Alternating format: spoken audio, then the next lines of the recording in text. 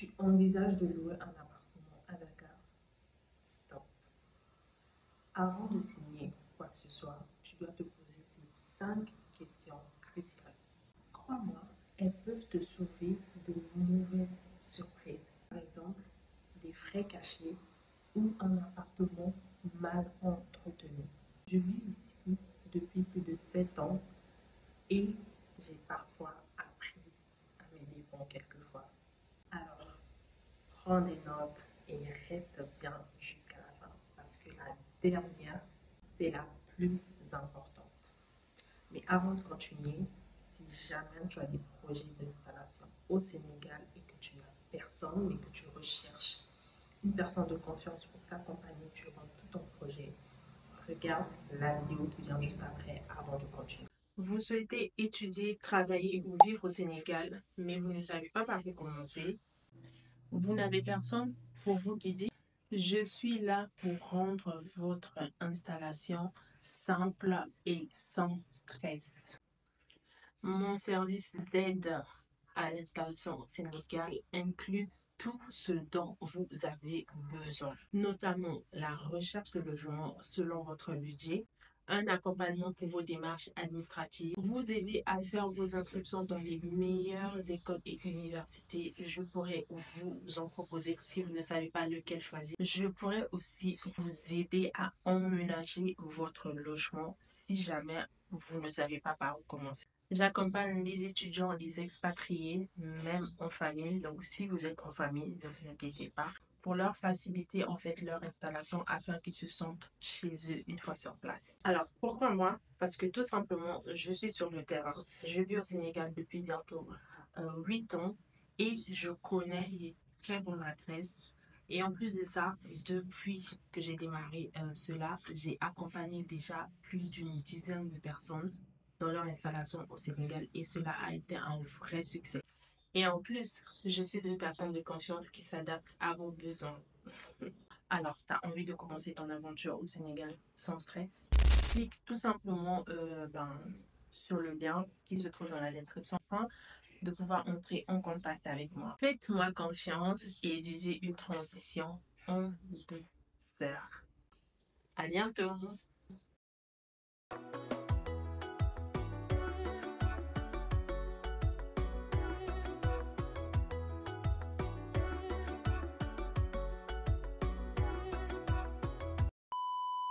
Alors, entrons dans le vif du sujet avec la première question que beaucoup oublient de poser et qui pourtant peut vous coûter cher.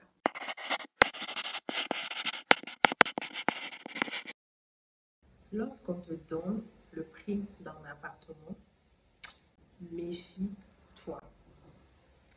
Méfie-toi. Je répète, méfie-toi. Pourquoi je dis de te méfier? Parfois, des fois, ce n'est pas le montant final. Il faudra que tu puisses demander systématiquement s'il y a les frais annexes. Dans ce cas-là, je parle de quoi? Tu vas me dire, mais les frais annexes, qu'est-ce que c'est en vrai?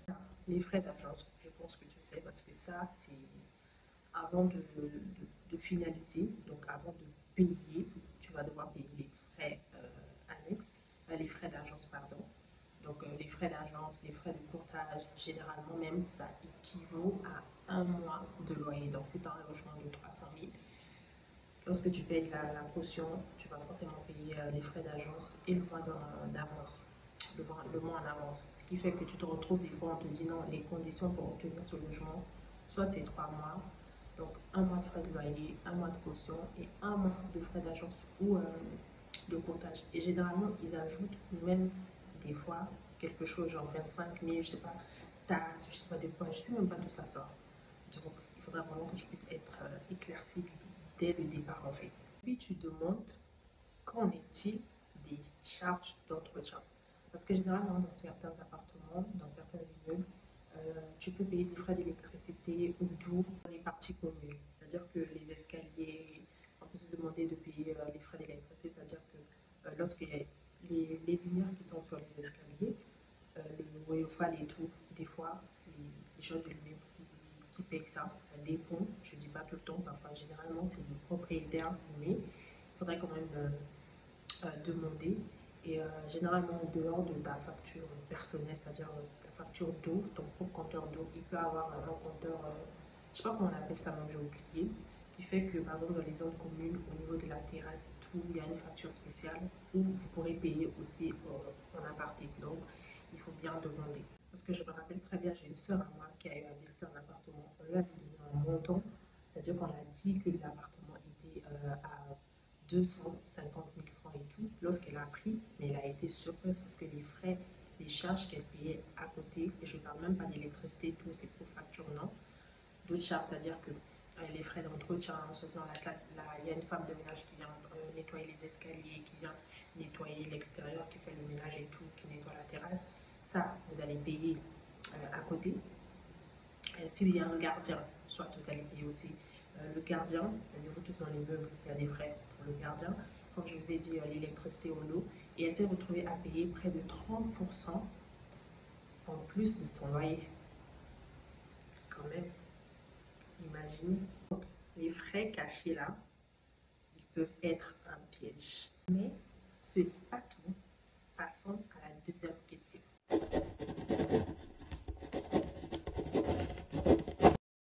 À Dakar, certains propriétaires imposent des baux de 1 an minimum. Donc, lorsque vous allez vous allez signer un contrat de bail et tout, le contrat minimum c'est 1 an. Si tu prévois de rester que quelques mois, c'est-à-dire moins d'1 an, cela peut devenir un vrai problème parce qu'au moment de la signature et tout, surtout si tu ne lis pas la totalité du contrat, c'est ça aussi le piège, ça peut être un vrai problème parce que c'est lui qui aura raison. Donc si tu sais que tu vas rester quelques mois et que tu vas rester moins d'1 an, il faut le préciser, il faut le signifier. Et surtout, évite les baux verbaux. C'est risqué. Parce qu'à ce moment-là, tu n'auras aucune protection juridique au cas où ça arrive. En cas de litige, il faudra demander s'il n'est pas possible de négocier une durée assez flexible. C'est-à-dire que si tu sais que tu vas rester moins d'1 an, demande, dis-le, comme ça il va le mentionner, il va le modifier dans le contrat. Si tu es étudiant ou expatrié, vraiment, il faut être clair à ce moment-là avant de signer. La durée, c'est une chose, ok? Mais qu'en est-il de l'état de l'appartement et des services proposés? C'est là que la troisième question entre en jeu. C'est parti.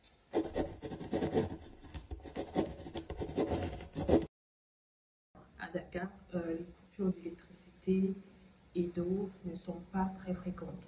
Vraiment, franchement, ça va. Mais n'empêche, il y a certains quartiers qui ont très souvent des coupures d'eau où il y a des heures où il n'y a pas cette pression, etc. Donc ça, il faut bien demander. Du coup, avant de louer ton appartement, demande s'il y a un réservoir d'eau dans l'immeuble en cas de coupure en fait. Ça va te permettre, même s'il y a coupure d'eau, ça ne va pas se remarquer les premières heures, ou du moins les premiers jours.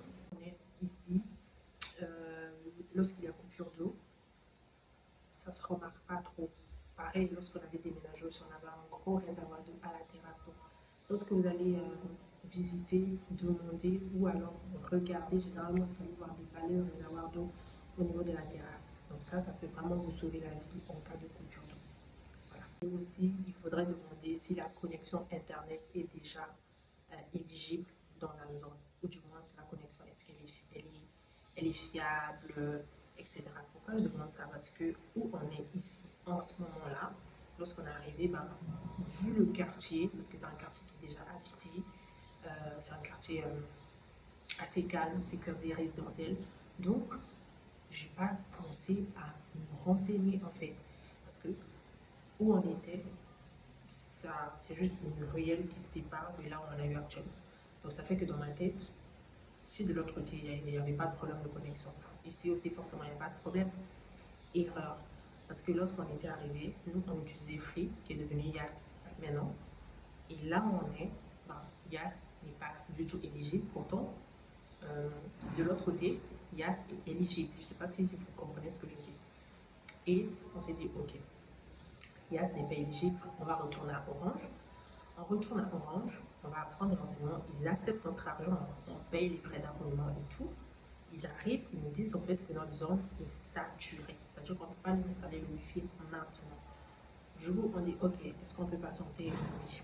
On patiente, mais pareil. On nous dit non, il faut attendre, je sais pas quoi, ils doivent installer des poteaux, nanana. Mais au final, au lieu de rester sans connexion, on est resté près de 2 mois à acheter des forfaits internet et tout. C'était hyper coûteux, surtout pour moi qui suis dans la création de contenu, qui suis entrepreneur, qui doit être constamment sur les réseaux. J'ai besoin de connexion internet stable et fiable et sûre. Donc ça faisait que j'étais bloquée. Qu'est-ce qu'il fallait faire? Il fallait trouver une solution.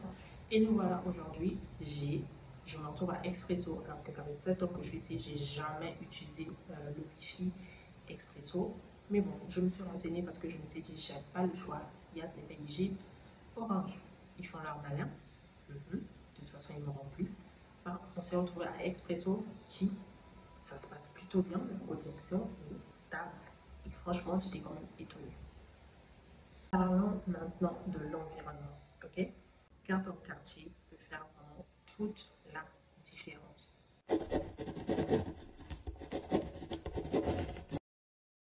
Alors, à Dakar, chaque quartier a son ambiance et ses particularités. Tu devrais te poser pas mal de questions sur ces choses-là, sur ton quartier, notamment à savoir commerce ou école aux alentours. Si tu as une famille, si tu viens t'installer avec ta famille, tes enfants, essaie de voir est-ce que tu voudrais que tes enfants puissent fréquenter aux alentours et si bien évidemment il y a des supermarchés autour et tout, pour que ce soit plus facile pour toi de faire des courses rapides. Si tu n'as pas tel ou tel truc, tu peux aller rapidement, par exemple, au coin supérette et tout.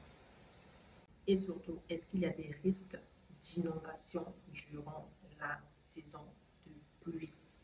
Parce qu'il y a des quartiers qui sont connus pour ça. Il y a des quartiers, pendant la saison de pluie, c'est-à-dire que tu vas détester. Tu es chez toi, tu ne peux même pas sortir. Tellement que c'est inondé, toute l'arrière est inondée. Et si tu es au rez-de-chaussée, je te plains. Parce qu'à ce moment-là, l'eau peut se retrouver dans ta maison. J'ai mon ami qui s'était retrouvé sur le lit, il pleuvait, toute la maison était inondée, c'est-à-dire elle était sur le lit, elle voyait l'eau comme ça, et elle ne pouvait pas poser son pied, son mari était au boulot, elle ne pouvait pas poser son pied parce que les prises, il n'y avait pas coupure de courant, si elle posait son pied, on ne sait pas si elle allait survivre, si elle allait s'électrocuter, donc c'est très très dangereux dans ce cas-là. Pour ça, renseigne-toi sur le quartier, est-ce que pendant la saison de pluie, ça va, c'est pas trop inondé, prends le temps de visiter le quartier à différentes heures de la journée pour pouvoir te faire une petite idée en fait. Et enfin, la dernière question, celle qui pourrait te coûter cher si jamais tu l'oublies.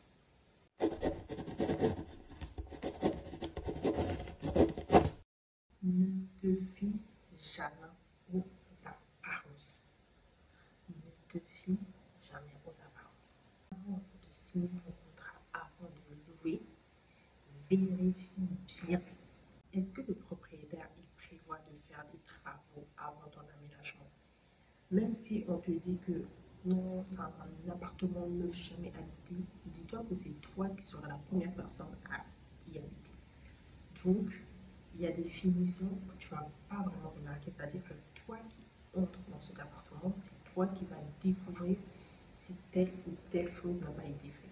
Donc, à ce moment-là, il faut bien le signifier chez le propriétaire que, vu que c'est un appartement neuf et que je suis la première personne à louer l'appartement, si jamais je constate ça, est-ce que les réparations seront faites par vous ou par moi? Il faut demander, que c'est ça le plus important. Et si c'est un appartement qui a été déjà habité et tout, est-ce que le propriétaire va veiller à réparer toutes les petites choses, etc. Parce que je me rappelle que j'étais entrée dans un appartement où le plafond avait une fissure et le propriétaire m'avait dit que non, une fois que j'allais entrer sur place, on allait le faire devant moi, etc. Et jusqu'à ce que je suis sortie de cet appartement, ben, ça n'avait jamais été fait. Mais fort heureusement que je l'avais remarqué, que je l'avais signifié. Maintenant, si je ne l'avais pas remarqué, que je ne l'avais pas signifié, au moment de ma sortie, lorsqu'on allait faire l'état des lieux, etc., ben, si je n'avais pas remarqué, lui, il allait peut-être me piéger et me dire que j'ai une fissure, c'est certainement vous. Et il allait soutirer ça dans ma caution. Ah oui, parce que la caution, elle sert à ça. Du coup, lorsque vous rentrez, ayez vos yeux grandement ouverts. Voilà, je pense que tu connais maintenant les 5 questions cruciales à poser avant de louer un appartement. J'espère vraiment que cette vidéo t'a été utile. Si oui, laisse un like, abonne-toi et surtout partage à une personne, partage à un ami, une soeur, quelqu'un que tu connais qui va s'installer ou qui cherche à s'installer très bientôt à Dakar. Ça peut peut-être lui servir, tu vois, au moment de trouver son logement. Et si tu as besoin d'accompagnement pour ton installation au Sénégal, je t'invite à cliquer dans la description. Tu verras, il y a un lien qui est là et tu pourras me contacter. Et je tiens à préciser, je, je fais que, enfin, j'accompagne que 4 personnes maximum en fait, parce que je reçois beaucoup de mails pour me dire que ouais, t'es méchante, depuis que je te contacte, tu ne me reçois pas, tu ne m'aides pas, depuis que tu m'as fait attendre et tout. Le problème est que aider quelqu'un qui s'installe, ce n'est pas du tout facile. Il faut vraiment être concentré avec cette personne. Une personne qui me donne son argent pour que je puisse aller lui acheter les meubles, chercher sa maison et tout, je dois lui trouver des trucs qui lui conviennent. Donc ça fait que je ne peux pas prendre dans les 10 personnes et après je serai perdue, je vais massacrer le truc, je ne vais pas vous rendre un très bon service et ça va retomber sur moi. Donc la limite en fait c'est 4 personnes. Lorsque je prends les 4 personnes et que je termine, c'est-à-dire même si je finis 3, je prends ensuite. Je ne dépasse jamais 4. Donc s'il vous plaît, patientez. Et je réponds en fonction de la date. Les personnes qui m'ont écrit bien avant, ben, je vais les répondre bien avant. Donc, quelqu'un qui m'a écrit depuis décembre et toi qui m'as écrit en mars, ben, je vais d'abord répondre à la personne qui m'a écrit en décembre. Donc, s'il vous plaît, faites preuve d'indulgence. Ok? Au moins, vous savez que je réponds toujours. Voilà. Merci beaucoup à toutes les personnes qui me font confiance. Et c'est un plaisir déjà, si vous me regardez, les personnes que j'ai aidées, franchement, jusqu'à là, tout se passe bien. Tout se passe bien. Voilà, ben, en tout cas, d'ici là, portez-vous bien. On se retrouve pour une prochaine vidéo. Prenez soin de vous et on se dit à très bientôt. Et si vous voulez bien, j'ai oublié, je peux le dire, je le dis pas souvent, hein. Suivez-moi sur Instagram. Là, j'ai un téléphone, je filme avec un téléphone, donc c'est compliqué de poster régulièrement sur YouTube. Venez sur Instagram parce que là-bas, je peux faire des petits réels et tout, vite fait, etc. Bye.